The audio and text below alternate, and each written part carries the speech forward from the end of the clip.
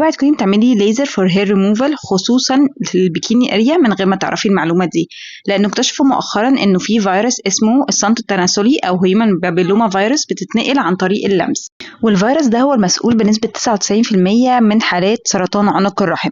بيظهر الفيروس في الجسم في مكان العدوى على شكل نتوءات بتظهر في الجلد بتكون معديه من شخص للتاني. علشان كده الافضل في الليزر ان احنا يا اما نستخدم ادواتنا او نكون بنروح مكان نضمن فيه التعقيم، او الافضل من ده كله ان احنا ممكن ناخد الفاكسين بتاع الفيروس ده. هتلاقي التطعيمات كلها موجوده في فروع فاكسيرا كلها، والفرع اللي انا فيه دلوقتي هو فرع نادي الشمس اللي هتلاقوه على شارع فريد سميكة الناحيه التانية من الفا سكان.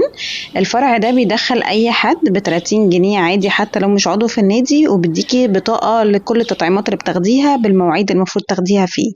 مواعيد العمل كل يوم من الساعة 10 الصبح لغاية الساعة 3:30 العصر. هتلاقي المكان في اتجاه الاستاد بتاع النادي، بس بدل ما تطلعوا على طول هتاخدوا جهة الشمال.